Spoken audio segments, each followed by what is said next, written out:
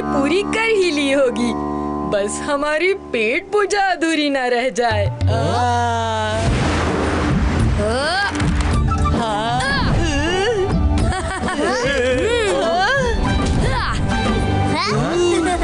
माखन की चोरी करे कान्हा। सब माखन चोर बुलाए कान्हा को और मटकी अकेले अकेले चट कर जाओ तुम लोग।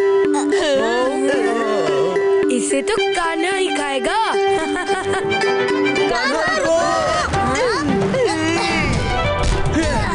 अरे कान्हा रुको, हमें भी तो थोड़ा खाने दो। इतनी भारी है ये कटरी।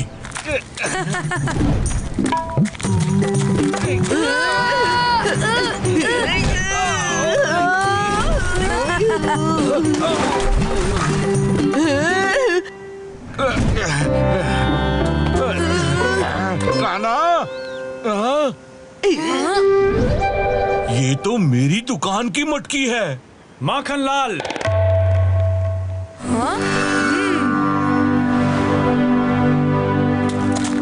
नंद बाबा, देखो कान्हा ने फिर से मेरी मटकी चुराई। कौन सी मटकी? अरे ये तो ये सब छोड़ो माखन लाल, ये कौन सी लकड़ियां ले आए? हमें पवित्र भस्म आरती की भस्म के लिए शमी, पीपल, पलाश, बड़, अमलतास और बेर की लकड़ियां चाहिए थी। मुझे लगा लकड़ियां ही तो लानी है, तो मैं कोई भी उठा लाया। भस्म आरती का मुहूर्त निकट आ रहा है और इतने अलग अलग प्रकार की लकड़ियां इतनी जल्दी कैसे इकट्ठा करेंगे? आप लोग चिंता न करें काका, हमें अपनी मवेशियों को जंगल से लाने जाना है। वहाँ से लौटते हुए हम ये लकड़ियाँ भी इकट्ठी कर लाएंगे। चलो मित्रों। जब तक कान्हा का हाथ न लगे कोई कार्य पूर्ण होता ही नहीं।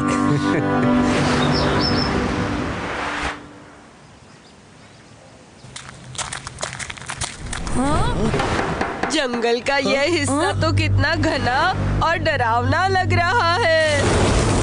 इस झाड़ी के पीछे कोई जंगली जानवर तो नहीं? कान्हा, मुझे डर लग रहा है। दाऊ, आप मित्रों का ध्यान रखिए। मैं उस डरावने जानवर से मिलकर थोड़ी सी लकड़ियाँ भी ले आता हूँ।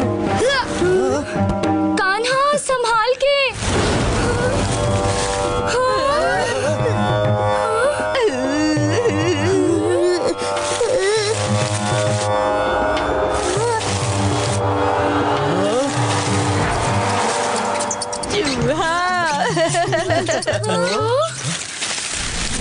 मिल गई लकड़ियाँ। अरे वाह। कहाँ रह गए बच्चे?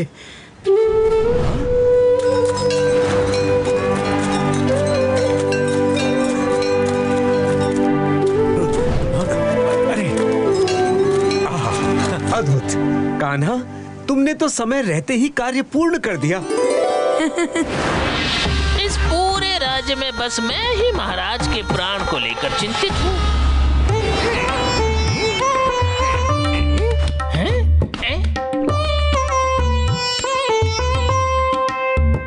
सुंदर। मुझे तो खुद महाराज भी चिंतित नहीं दिख रहे। महाराज, लगता है संगीत की धुन में आप भूल गए कि नंदगांव में भस्म आरती के लिए सभी एकत्रित होने वाले हैं। किसी दूत को भेजिए महाराज। तुम भी संगीत का आनंद लो चमचासुर, क्योंकि मेरा दूत नंदगांव के लिए प्रस्थान कर चुका है। जब सब कुछ भस्म हो जाता है तब राख बनती है, और मेरा दूत स्वयं राख का स्वरूप है। राखा।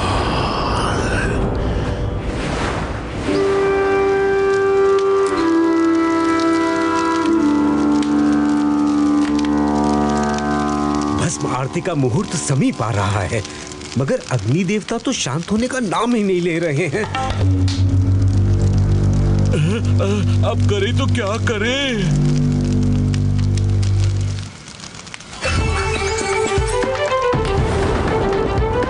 ये तो चमत्कार हो गया।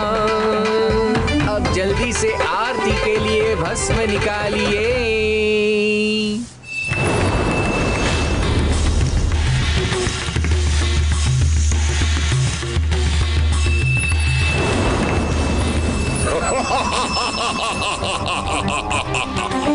क्या उचित मुहूर्त पे आया हूँ। अब इसी राख से राखाल इन सबको राख में मिलाकर महाराज कंस की चिंता को सदा के लिए समाप्त कर देगा।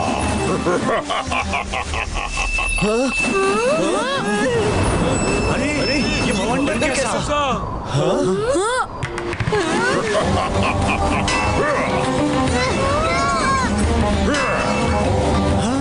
ये क्या है?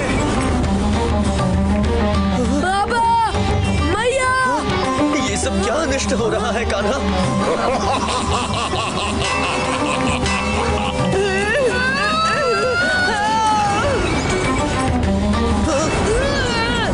दाऊ, राधा,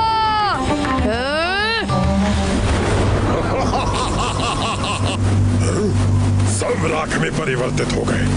ये बालक क्यों नहीं हो रहा?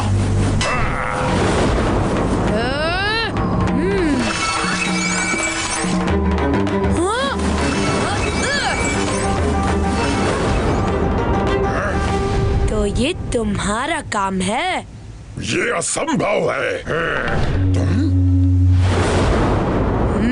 स्थान नंदगांव, बालक का शरीर, चमत्कारी ऊर्जा।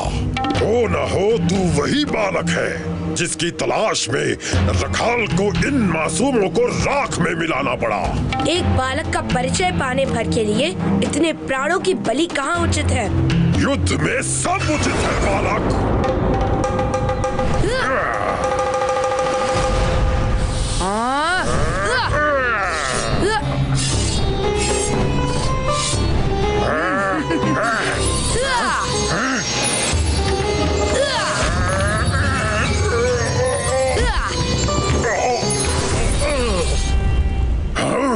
इस तलवार ने ना जाने कितनों के अहंकार को नष्ट किया है और तुमने इसे ही नष्ट कर दिया। असंभव। संभव तो बहुत कुछ है श्रीमान। अगर किसी वस्तु को जलाकर राख हो जाना संभव है, तो राख को अपने पाप की अग्नि में भस्म होना भी संभव है। यूं प्रेम पूर्वक रखाल को चुनौती देता है। अभी तो इन्हें बस राख बनाया है। अब इनका ऐसा हाल करूंगा कि इनकी राख चुनते रह जाओगे।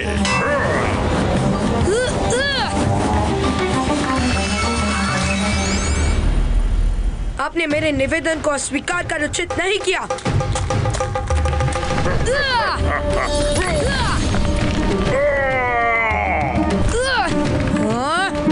इस राखाल को अलग करना असंभव है।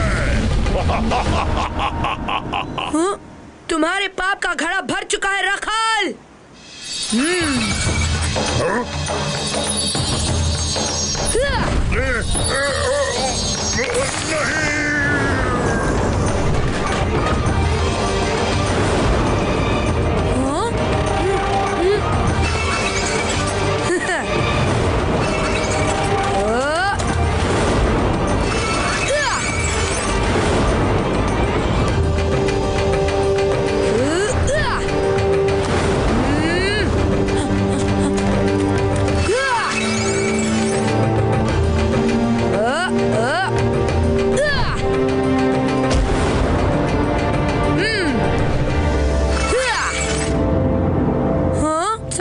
कण को अब समेटू कैसे?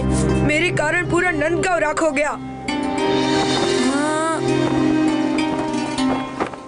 अब पवन के रक्षक ही मेरी मदद कर सकते हैं।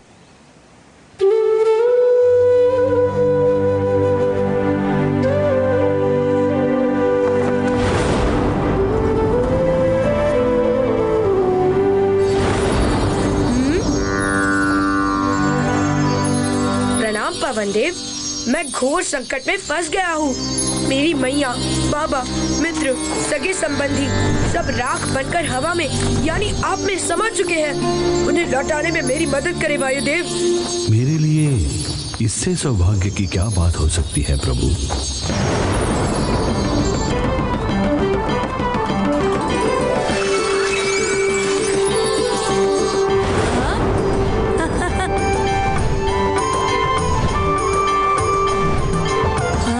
धन्यवाद पवन देव।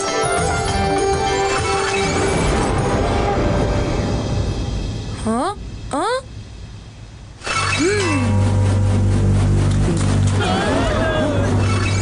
धातु की आवाज।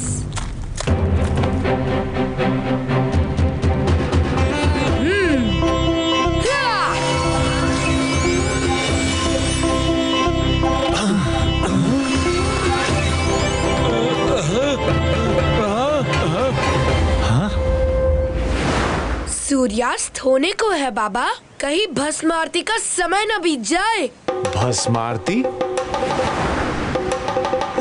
अरे हाँ हाँ, भस्म आरती, जल्दी करो, जल्दी। कान्हा